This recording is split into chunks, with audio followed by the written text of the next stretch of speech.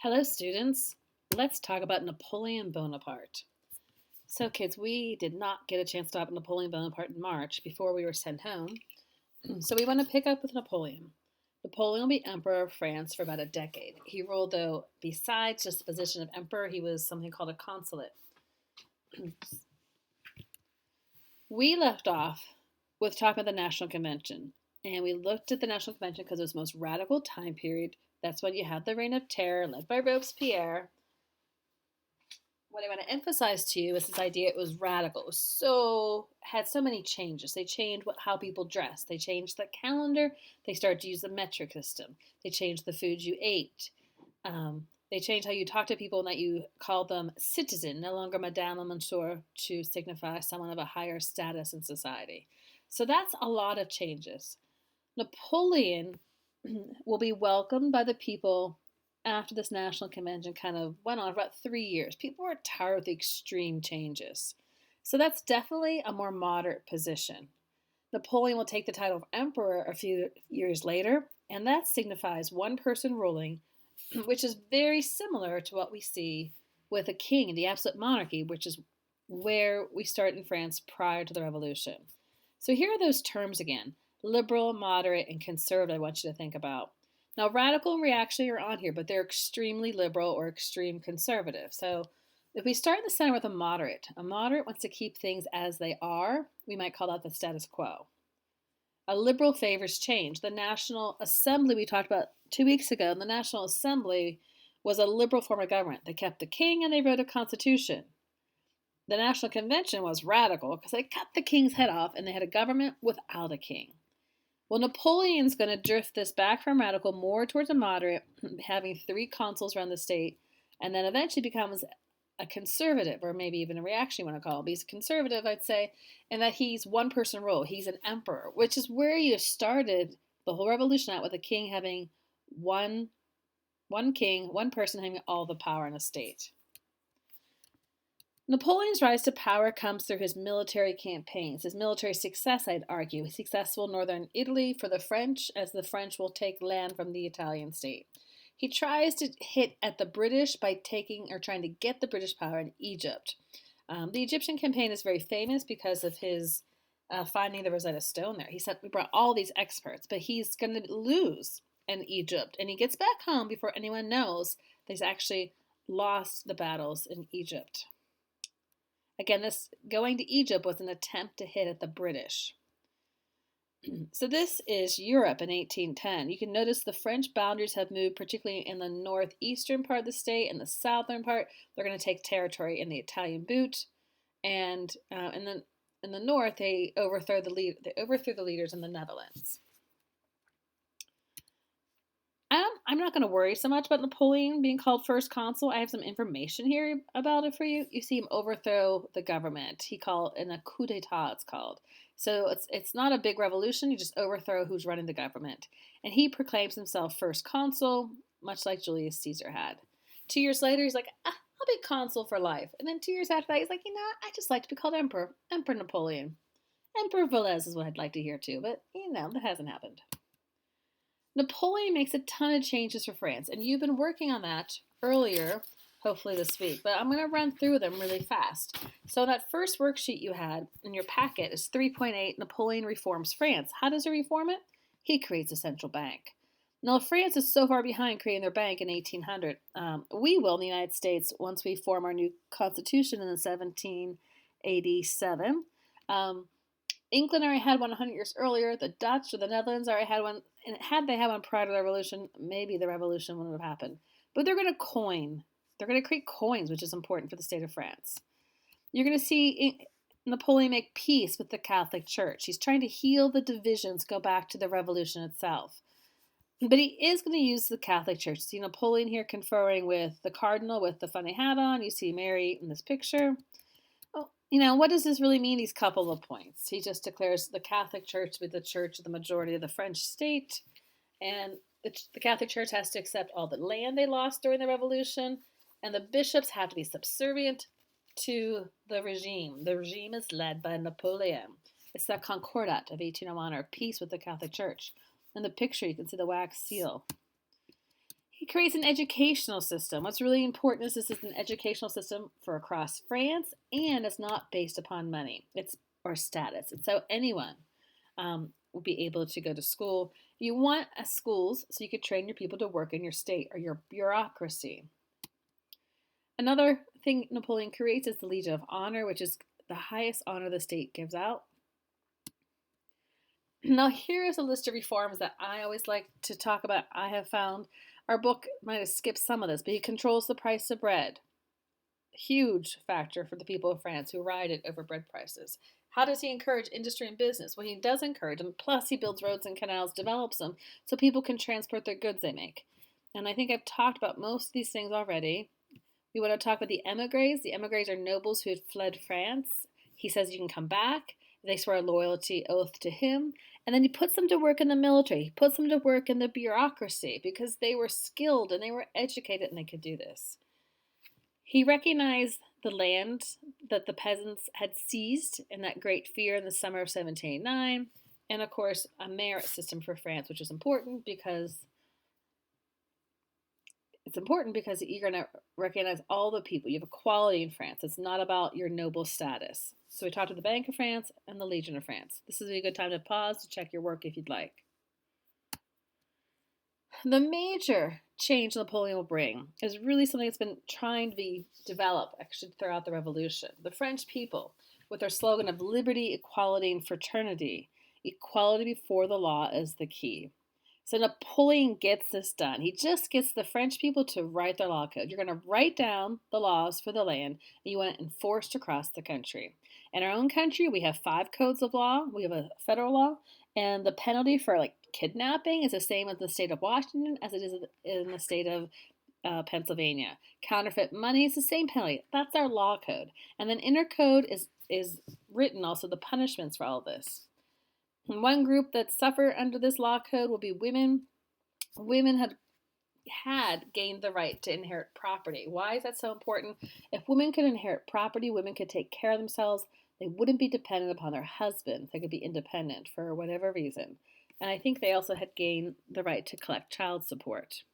But you have this Napoleonic Code, which is important for France. And then why is it important for the world? Because Napoleon's going to take it. Every state that he conquers, he takes this code with him.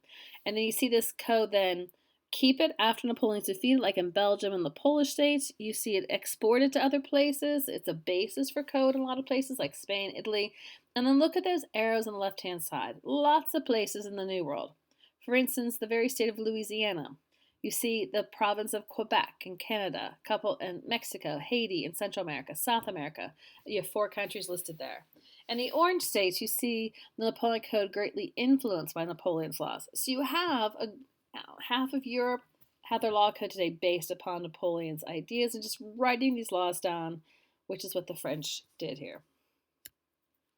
In fact, the French colony of Haiti, the slaves there took the words of liberty and equality and the movement of the French people in the revolution. They took it to heart, and they're going to revolt and seek independence, which they will get. So the first slave revolt that is successful in the New World happens in Haiti. You will see Napoleon also purchase, Napoleon won't purchase, he'll sell to the United States, the Louisiana Territory. Of course, Thomas Jefferson will be glad to make that sale. The other weird thing Napoleon does is he puts his relatives in charge of all these different places he conquers. You don't need to know any of their names, but I want to point out to you, when he eventually has a son with his second wife, he'll put him as the king of Rome. His son's a baby, so he's not really going to rule, but you see Napoleon try to spread the power of his family and his state all around Europe and conquered territories. As emperor, there's a picture of his wife, Josephine. You should see Napoleon here copy and use the relics of the absolute monarchy of Louis XVI. This is the same palace, the same beautiful thing. I mean, he's not giving up all this power and luxury. Here's a famous painting of Napoleon crowning his wife as the empress. The artist here is Jacques-Louis David, and I believe that's also something else you want to mention in your book, this artist. Here's a close-up of it. You see the Pope. Napoleon invited the Pope there to crown Napoleon, but Napoleon, he places the crown on his own head. At this point, he's going to crown his wife, but he does not feel the need to be subservient to the Pope. Napoleon saw himself above the Catholic Church. Okay, Napoleonic Europe. What does this map look like? This is Napoleon's power in 1810. You see the yellow or goldish state of France expanded. The green states are territories he'd taken. The pink states were dependent upon Napoleon. And the blue states were allied with Napoleon. Who is outside Napoleon's range? The British. The British are across the English Channel here. You see Russia. You see the Ottoman Turks. What's most important here is really the British and the Russians. Napoleon hated the Brits, right? He couldn't cross the channel. He loses to the British and Egypt, so he wants to get back at them. And how does he get back at them? With something we would call the continental system. He doesn't want the rest of Europe to trade with Britain. And he sneered at the Brits. He called them a nation of shopkeepers. Well, sure, they're shopkeepers, but the British are in the early stages of the Industrial Revolution, and they are the leaders. This attempt, it is not, he's trying to get all these states not to trade with Britain. Well, it's not going to work. A lot of people are going to smuggle and bring goods in otherwise because the Brits were producing things that no one else was, and the Brits are producing it cheaply. This is actually a huge blight on Napoleon's time. He is not successful at doing this. Even though he has these beautiful pictures like this, he is not successful.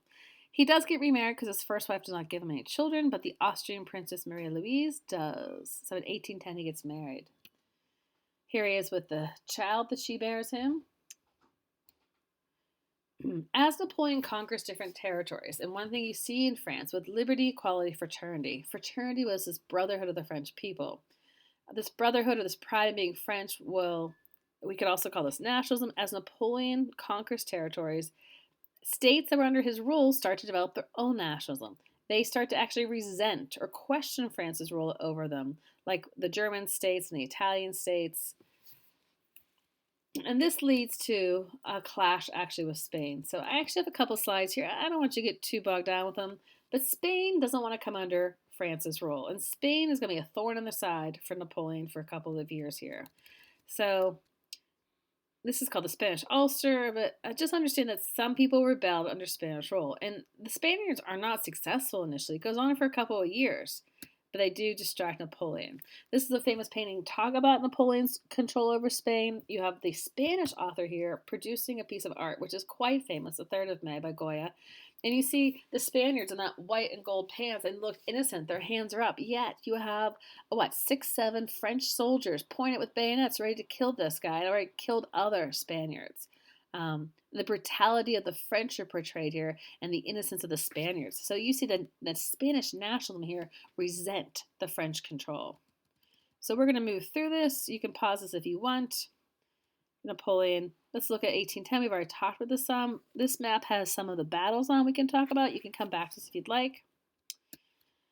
Napoleon, by 1812, is going to invade Russia. And he invades with about 600,000 men. This is Napoleon's blunder. I wrote up here as a blunder. It's a huge blunder. It's a huge mistake. And I got to tell you, Hitler does the same thing. And I'm asking all of you to learn this. Don't invade Russia. I know you think I'm being silly, but seriously, Napoleon, Hitler, great figures from history make this mistake. Don't do it. So he invades Russia. The Russians will retreat. They force the French to come further into the Russian state. Again, the French go in July. They get sucked into the Russian state. They're in Moscow by September, and then winter is going to hit. The Russians burn and destroy everything, and the French are stuck. It's hard to get supplies to the French troops. Finally, you had the Russians defeat the French at the Battle of Borodino, along with Father Winter, we might say. And as the Russians come at the French start to retreat. You have very few troops. Many troops will simply mutiny and walk away. Many die, and the winter kills so many of them. You have a coalition of states come together to defeat Napoleon. At this Battle of Dresden, though, you actually have a French victory in the summer of 1813. You do this French victory against the Russians, the Prussians, and the Austrians. And I should just take a moment here to remind you, the Prussians will be the founders of the modern German state, which we haven't covered yet, but that'll be in a week or two. Napoleon might have had success in September, but by October 1813, he will be defeated at the Battle of Nations, or the Battle of Leipzig. As he's defeated in the fall of 1813, by the spring of 1814, the forces come into Paris and they will force him to surrender. He will abdicate the throne, give it up. And then this is my dream. As he gives it up, he's sentenced to an island. His punishment is to go to a Mediterranean island and then get 2 million francs a year. I don't know how much 2 million francs a year is, but wouldn't it be nice to be a stay-at-home order, like an island in the Mediterranean? Sounds lovely to me. It'd be so beautiful. But Napoleon abdicates the throne. He's exiled to Elba. And what will happen in France at this point is they will put Louis XVIII back on the throne. Louis XVI was beheaded. His son died in jail. So this is the brother of Louis XVI. So Louis XVIII takes the throne. So again, this is a conservative reaction. We're going to go back to the old way of doing government. One person's in charge. Who's that one person? It's a king. It's the only way they seem to know how to do things in France. Napoleon's exiled to his island in Elba. It's right off the coast of Italy, as you can see in this map. What happens next will be part of our next lecture.